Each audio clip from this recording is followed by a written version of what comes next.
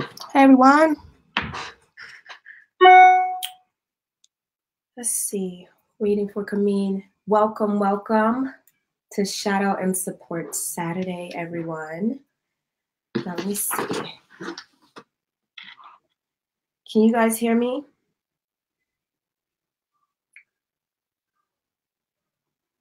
And we're waiting for Kemean to come in.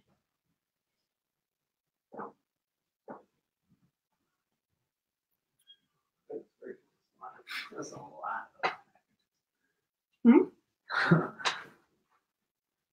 I'm live. Yep. Thank you. My bad. How's it? Can you see it, Brendan? Seriously? Seriously. Brendan, can you see?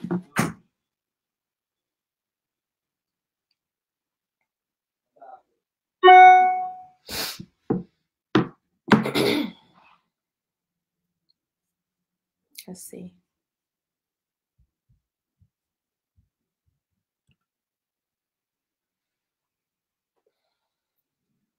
How do I have to invite him, right?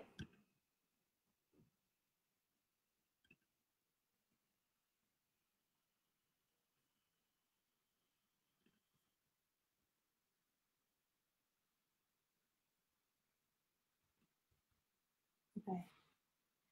So, hey, everyone. Our guest is in the building.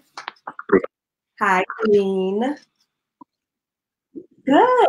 First of all, I want to welcome everyone who is watching to Shout Out and Support Saturdays. Today is our second Shout Out and Support Saturdays. This is where we support and we shout out incredible providers, entrepreneurs, people that have a very powerful message or story, and also provides different products and services. So invite your family and friends and tell people about this group. Today we have a special guest. Our guest is named Kemean. He is a former public school teacher in Atlanta, Georgia, and is the executive director at High Vibrational Living, which is a nonprofit that shows the community about how to live in a high expressive state. Lovely. And so he is in his 7th year. Am I getting that right? Okay, cool. And blessed up. He is in his 7th year as a full-time world traveler, traveling yoga instructor, and he is also a humanitarian who has served in the African diaspora in many ways by helping us liberate our people and promoting healing and wellness. Kemean is constantly empowering and inspiring as he trailblazes through the tropics. So I'm so excited to welcome our guest, and that is Kemean, who is the founder of Kemetic Yogi. Did I pronounce that right? So it's Kemetic Yogi Zone. Okay, cool. So I'm not sure if you're seeing all the graphics and pictures that's posted, but I'm posting your logo right there. So that is his company, you guys. So excited to have you. Thank you. Thank you for having me. It's good to see your face again. Yes, I know. It's been like a year or some change. It's been like a year and some change for sure, but you still look the same, young as ever. Yes, and you're like, they've grown. They've grown for sure. Yeah. Okay, everyone. So you guys are welcome to type your questions in, any questions and stuff. We will select the questions later on. We do have some questions that I want to ask first for, everyone that's listening to get to know you, and education for myself as well. So sure. Yes. Okay, so here we go. So the first question I want to ask, given that you are a yoga teacher, how is it, what's the connection when it comes to the history of Kemetic yoga? I keep hearing about it. I've never actually had the, courage to ask people, but now we're here, and this is the perfect time for me to be educated and for every viewer out there about the contribution of Africa when it comes to what we know as today as yoga. So okay, thank you so much. Yeah. Well, yoga, right? If we look at that, what does that mean, right? It means the union, right? And so let's remember that, because that concept is what drives the main, like what Right. drives the whole yoga movement, right? Is that this connection, or this unification of higher and lower self, or whatever, however we want to define it, right? Right. Whether that would be yin and yang, or the masculine and feminine parts of ourselves, the upper and lower, however we want to just name that. So I think that the first thing that is important to know is that so in yoga was birthed in the Nile Valley culture. Okay, and that's very important, because a lot of the concepts that you can find inside Indian-based yoga are rooted in Nile Valley culture. So, for example, in the back of King Tut's of his tomb, there was a chair in the back of his sarcophagus with a man on it, and that man, his name is Shu. Okay, he is the deity that represents the breath, but not just the breath that animates our bodies, but the air, or the life force, right, or the prana, Right. or the chi, or whatever those words are. Right. He is the one that represents that energy in our space, like whether it be the breath that we breathe, or the life force around us. Right. So that's something to highlight, right? Because that is a main concept of yoga. And so too, Hatha yoga is completely connected to Kemet. Hatha, which is yoga. Hatha, which basically signifies the sun and the moon. Okay. Right? The combining of these two forces, which in Kemet is known as Sai Tawi. And you can find that as well. It's the two knots you'll find. Uh-oh.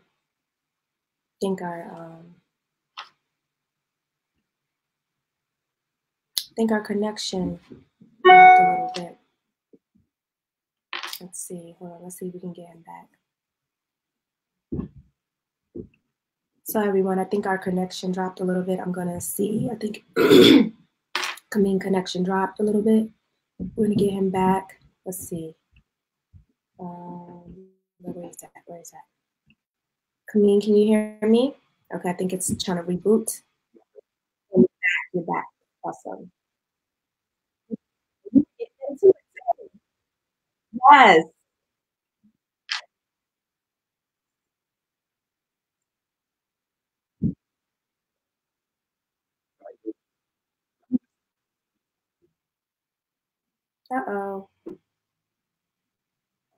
Uh-oh. Brandon? Let's see, you guys. Working on a connection. Yeah, coming in and out. If you could click, okay, there you go. You're back. Okay. Now everything is back. Cool. Okay, cool.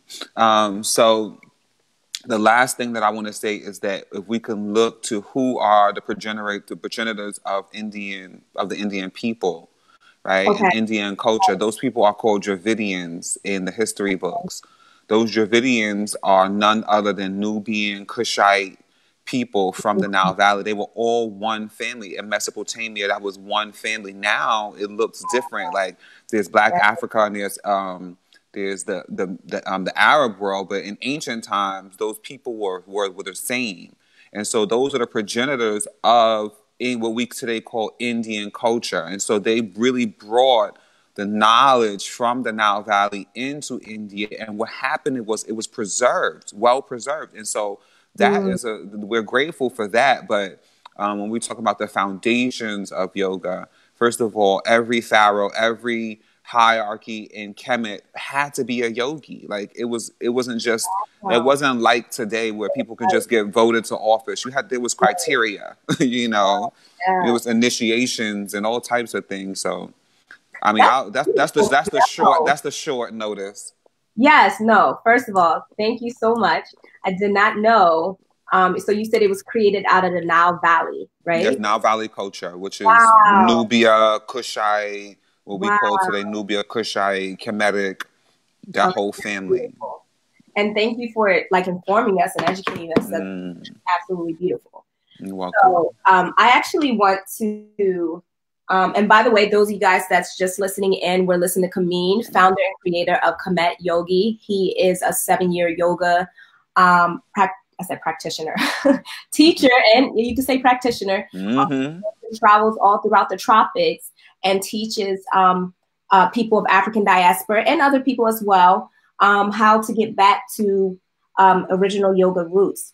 So what you just missed was him just discussing the contribution of African, the history of Africa and how it contributes to yoga and how it's really founded in Nile Valley, which is pretty awesome. And as well as how he said the Indian people were connected with, they were all in one tribe when it came to some of the tribal people. You said the Dravidians were the progenitors. They were the people who founded what we today call classical Indian civilization. Absolutely beautiful. So there you guys. Now you can't be in this group and not know. You know the truth. Okay, so the next question is the spiritual and the wellness aspect of yoga. Please tell us more. We see everyone nowadays, given that it hit mainstream in Western civilization, it's more so, I don't want to say it like that, but sometimes it comes off as a fad. So you can delve deeper when it comes to the spiritual and wellness when it comes to practicing yoga. Sure. And so I like to get right into this. Yoga is not about what you do on the mat. Yoga is what happens when you get off of the mat, right? And so what you do on the mat is asana, right? And what we call that, and I'm using classical Indian terms now just for the sake of understanding, right? And so that is the aspect of yoga where we where we use our body and our breath for alignment, for healing, and to bring ourselves closer to the oneness that we're seeking, right? And so that's an aspect. And so there's many different aspects of, like, for example, I wrote some down, like the 8 limbs of yoga. Dharana, for example, is the concept of meditation. And what is that? The practice. It's a whole limb. Meditation is a whole limb, right, of yoga. And then you have pranayama, which is the breath work or dealing with that life force energy. Right. You have the Yamas, which are the universal principles. Right. In Kemet, we call this the laws of Ma'at. Yeah. Right. Those principles that you would be in. Those are just principles across the board. Right. Yeah. That are human. And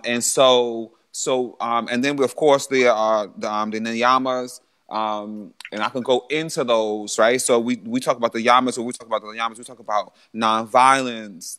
Moving in infinity, we're talking about standing in truth, being about truth, non-stealing, non-accumulation or hoarding. These can all be found way more in depth in the laws of Ma'at, right? Yeah.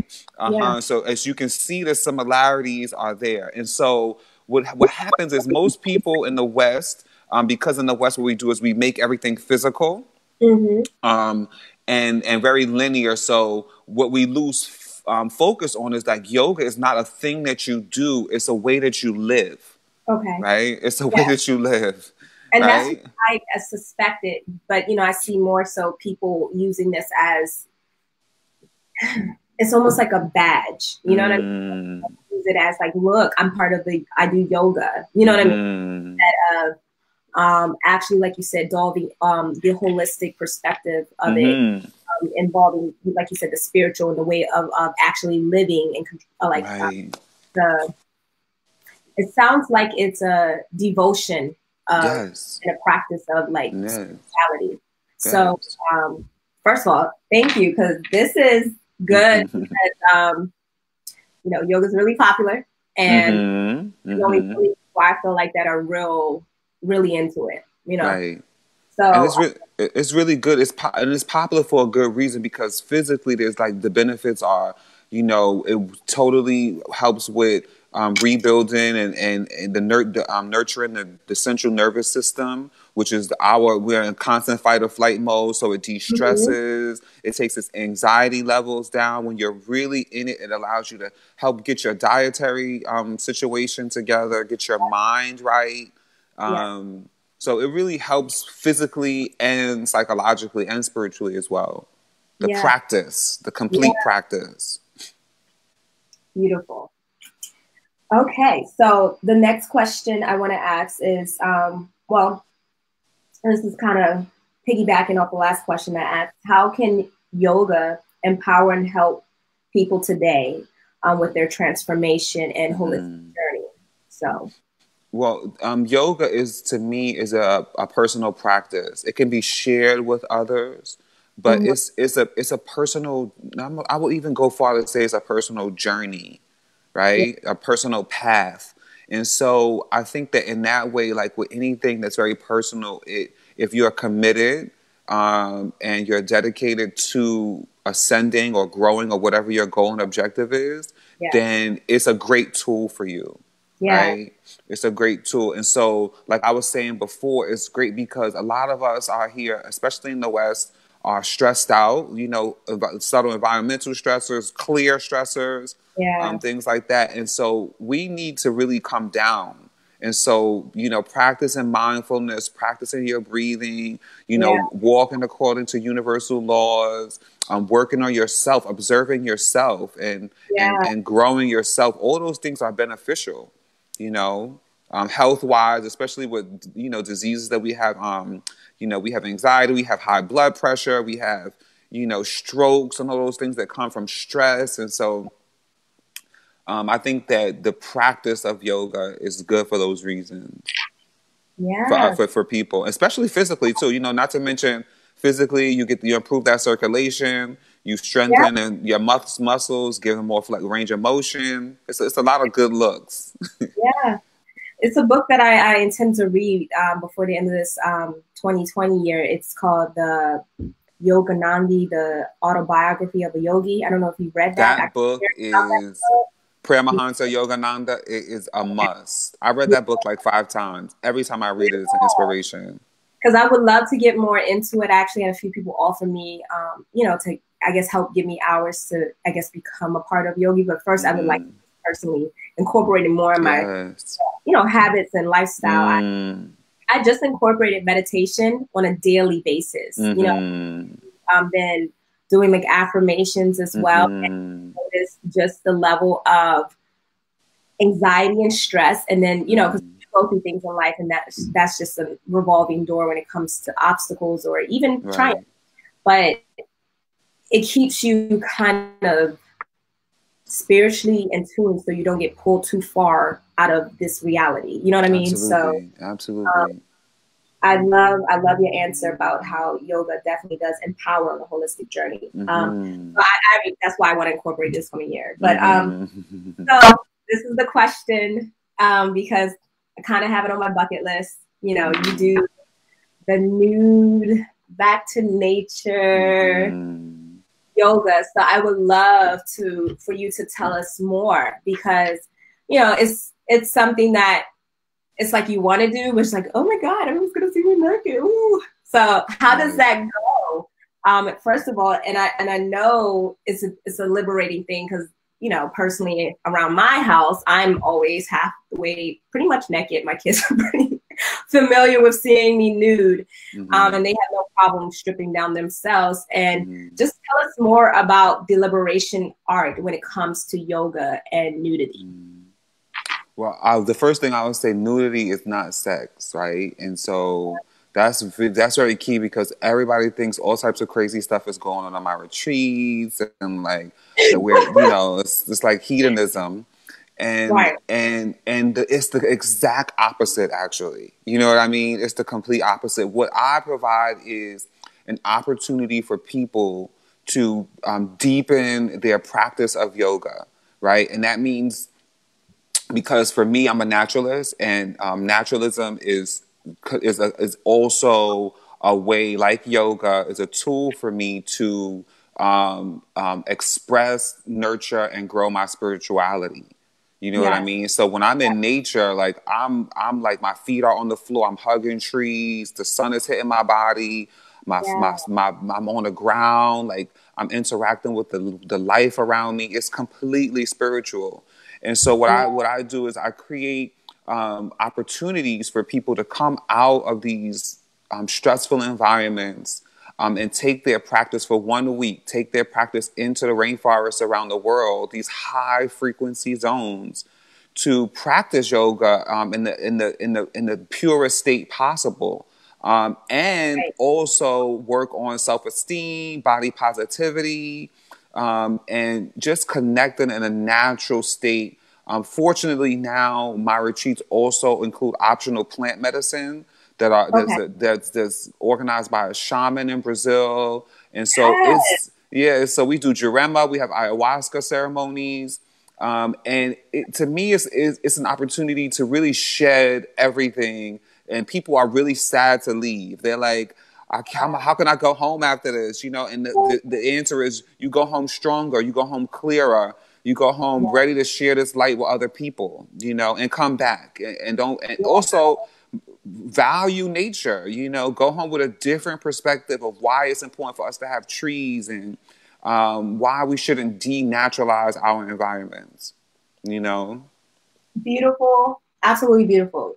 And I mean, some people say all places are nature, even concrete jungle, but come on, you guys, it's a huge difference when you go out into the wilderness and be with nature that is still present and conscious. You know what I mean? And it helps you get more grounded. Calms you down and just kind of like any anxiety, it seems small because, you have just the stillness of nature around you, or just the gentleness of it, the leaves rustling and the trees swaying, you know what I mean? So it's totally different vibe. So given that back to nature movement, that sounds absolutely incredible. You guys, first of all, if you don't follow Kemean already, follow him, first of all. Amazing. We love his content. And then 2, you definitely have to check out his events. Keep updated. And that's the next question. How can we keep up with you and keep up with the upcoming events? And do you have any upcoming events? Well, the best way to keep up with me is via my website, www.kemeticyogi.com. That's KEMETICYOGI.com. Also on Instagram, Facebook, on all social media platforms, I'm Kemetic Yogi. That's KEMETICYOGI. And so kemeticyogi.com, on my websites, I do have things going on. And in February, I'll be back in Brazil for my next new rainforest yoga retreat. That occurs every February and November. Yes. The coming year as well? Excuse me? November, you said November and February each year, or this? Every year. Yeah, I'm in Brazil, in Bahia, every February and November. Okay. So I have 2 retreats a year in Brazil, the new rainforest yoga retreat. Awesome. So did you guys catch that? November and this coming February. So I don't know. I hope y'all save some money to go in February. If you didn't, save that tax return from November. And also I'm back for the 2020 year. I'll be based back in Atlanta, where I am now. Okay. And so the temple here that me and my queen have is called Per Ankh, the House of Life. And so we will be hosting and holding space for healers and light workers to do their thing, beginning as early as next week. April, you said? Next week. I'm here in Atlanta now. Yeah, so we begin next week. So folks who will be following me, on Sunday, I'll begin my fast, my seasonal fast that I do every 3 months. And so for the solstice, I'll be fasting next week.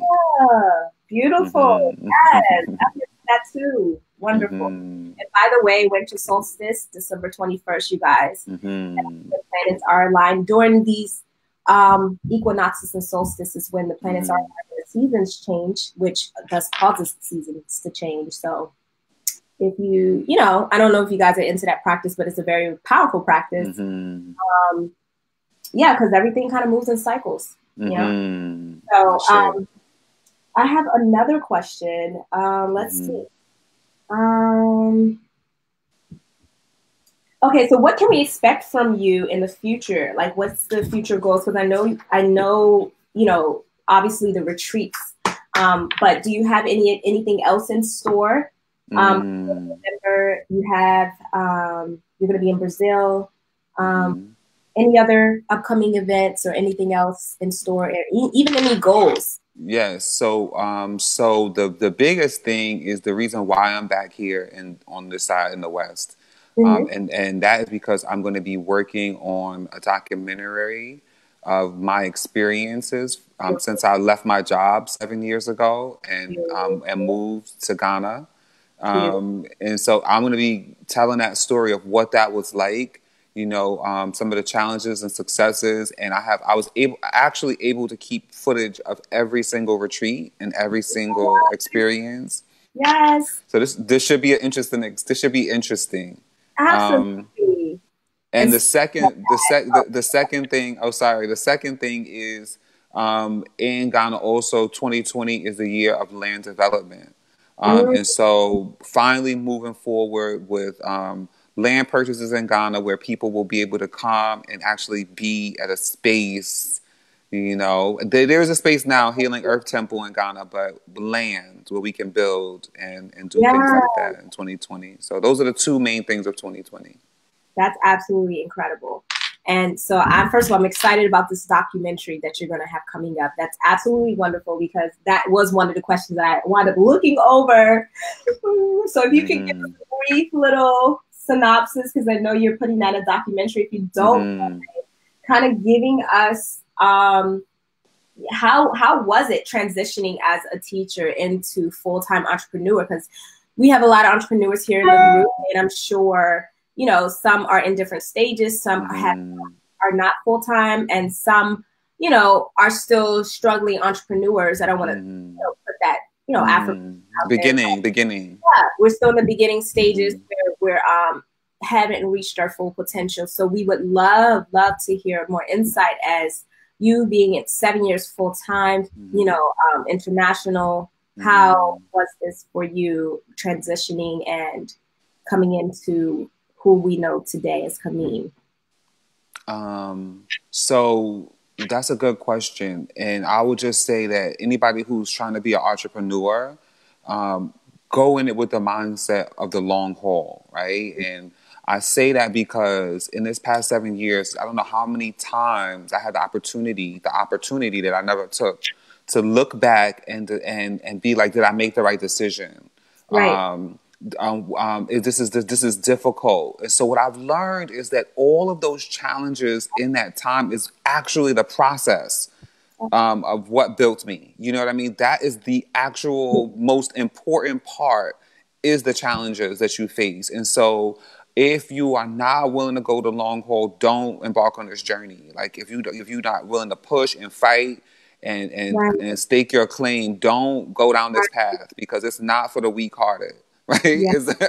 It's not. A lot of it is beautiful, but it's not always glamorous. And really, because when you become an entrepreneur, you are developing yourself. This is a personal journey. At least it should be, which never ends. And so at first you realize some things. It's like, okay, I got to work this out. This is not going to work if I want to reach this goal, this character flaw, or whatever it is that I have.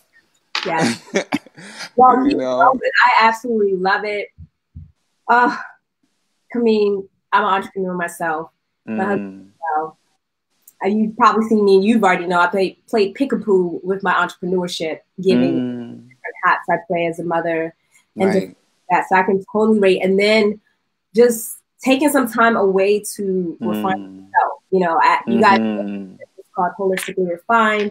So taking the time away to just get back in alignment, get back in tune.